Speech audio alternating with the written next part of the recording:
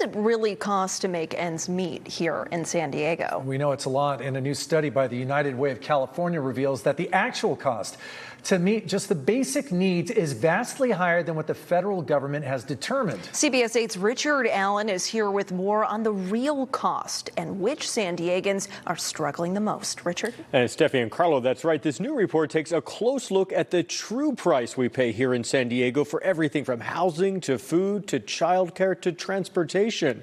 It finds that nearly 1/3 of all households countywide are not making enough to meet their and their families' basic needs.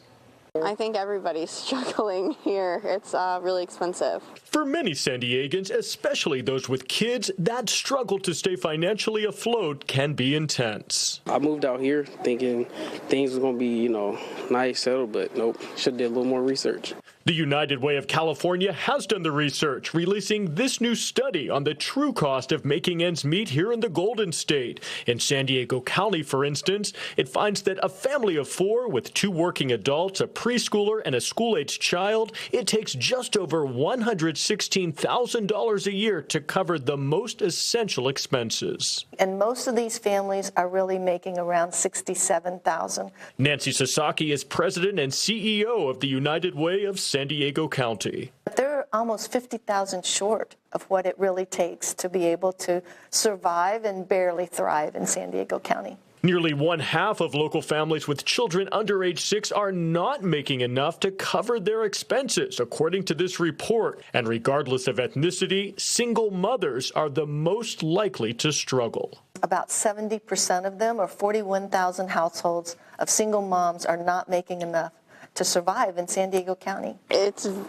very difficult. You have to have multiple sources of income just to get by every month. Cypress Labrie is one of those moms and says even with a full-time job, she still falls short. It's not going to cut it. I got to do Uber Eats, deliveries, all of that to make it every month. In the meantime, the official poverty level established by the federal government, which determines eligibility for programs like food assistance, falls far lower than the real cost found in this study, including for that original example of a family of 4 with 2 young kids. The federal poverty levels, they'll say that what you need to survive is $30,000 in San Diego County.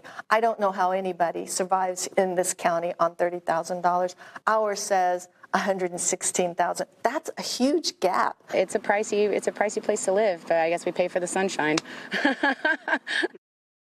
And the United Way of California also lets you plug in your own household numbers, including how many family members you have, to see where you fall on the real cost measure study. For a link, just go to CBS8.com, click on the online version of this story. An $80,000 disparity. How does this even happen? Why is there such a massive difference? There's a big difference, right? $30,000 according to the federal government, $116,000 according to the United Way. We asked Nancy Sasaki that. She pointed out that the federal government still looks at the cost of food as the main determinant for the poverty level. And that goes back to a formula back to the 1960s, 50 years ago. We have housing, we have transportation, we have childcare. So that's why there's such a big difference, just the way the formula they use. And that number is just to get by, not even to get ahead. Exactly. This is really just to survive. And also, the United Way is going to have a seminar on this on October 7th. Everyone's invited to come. We have more information on our website. We'll follow up. Thanks, Richard. Thank you.